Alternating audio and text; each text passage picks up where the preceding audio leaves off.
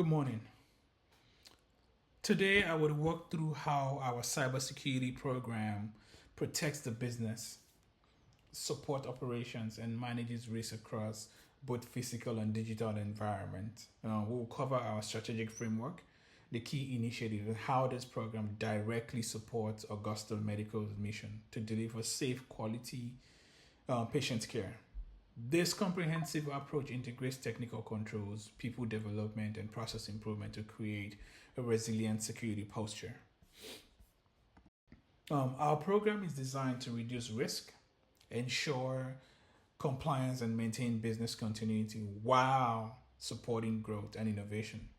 When cybersecurity is properly implemented, it doesn't slow us down. It enables us to operate confidently and efficiently. Every control we implement supports our core mission and basically protects our most valuable assets, patients' trust and our reputation. The investment in cybersecurity is an investment in the future of Augusta Medical Care. We'll go into policy and standard creation process. Policy aren't static. They evolve based on emerging threats and audit findings and changes. In our business environment, we will follow a collaborative approach, ensuring that policies are realistic and implemented across all departments.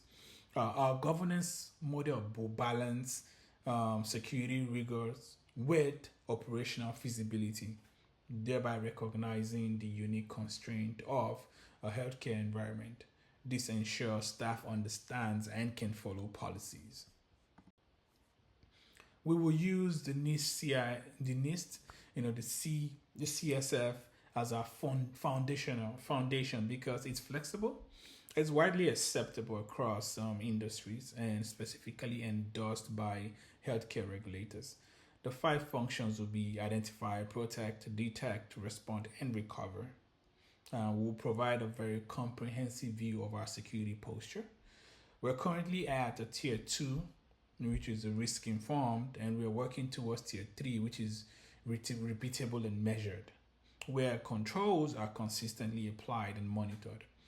Our profile has been customized for Augusta Medical specific risk and operational environment, ensuring alignment with HIPAA, ISO 27001, and SOC 2 requirements. This is a continuous loop.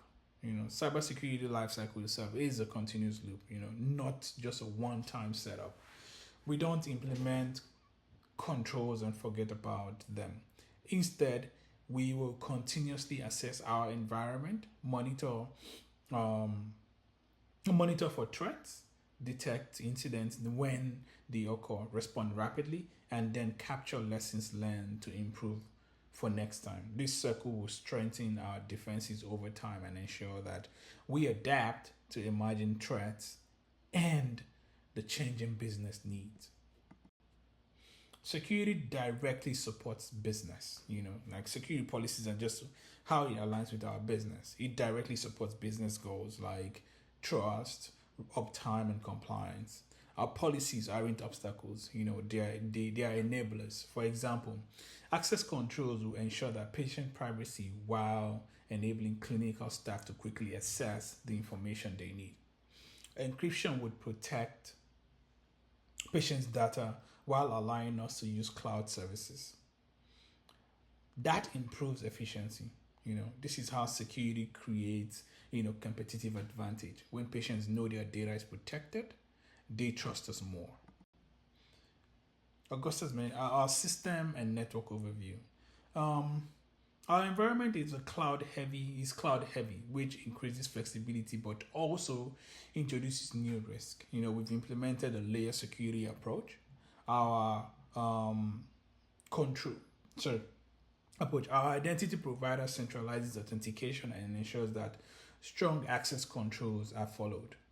Our security monitoring layer provides real-time visibility into threats. Network segmentation isolates medical devices from general computing environment. Each layer serves a purpose and contributes to our overall resilience. This defense in-depth strategy ensures that if one layer is breached, you know, others remains intact.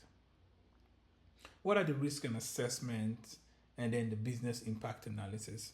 Um, this helps prioritize what matters most, to the business. A healthcare breach isn't just expensive. The average cost of 10.9 million or more, but more important than what is more important than the dollar is the patient care. Our RTO for the EHR is 4 hours because we can sustain paper-based operation for that period. Our RPO of 1 hour for clinical system reflects the fact that patient safety depends on current accurate data.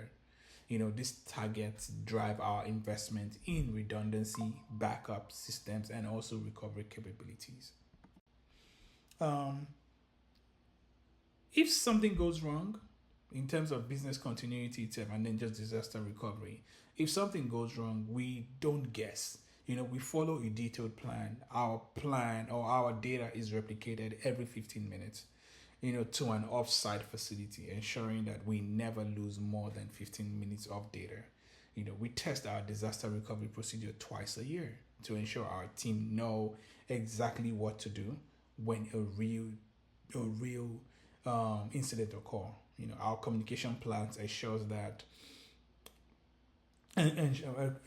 that staff, clinical teams, and executive leadership receives, timely, accurate information so they can continue serving patients effectively and promptly.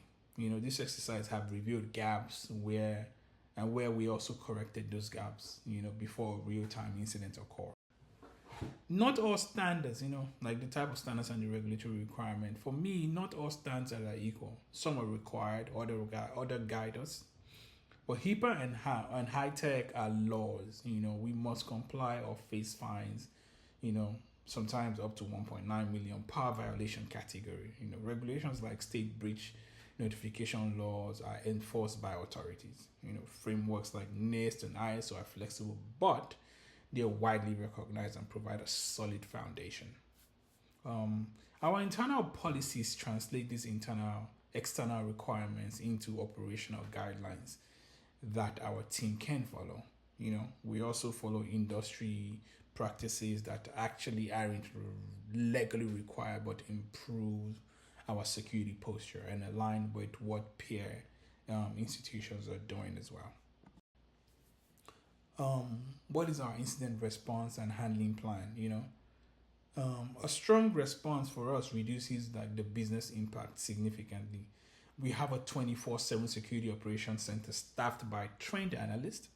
When an incident is detected, we triage it immediately and assign a severity level. Critical incident escalate to executive leadership within 30 minutes. Our containment procedures are designed to stop the threat from spreading to other systems. Once we remove the threat, we restore system from clean backups and then validate system integrity before returning to production. Finally, we review what happened, update our controls, and share lessons learned. Um, Cybersecurity awareness and also employee training. People are the first line of defense, not just technology. The strongest lock on the door doesn't help if employees open it for an attacker. We invest in training everyone every time. And the strongest programs are the ones that are supported from the top down. Security requires investment in technology, people, processes. It requires leadership, commitment, and organization buy-in when everyone from executive leadership to frontline staff understand what security is a part of. Thank you for listening to my presentation. Our IT security team is always available 24/7 if you need additional information or want to discuss any specific initiative that we're working on. Thank you very much. My name is Issa Yusuf.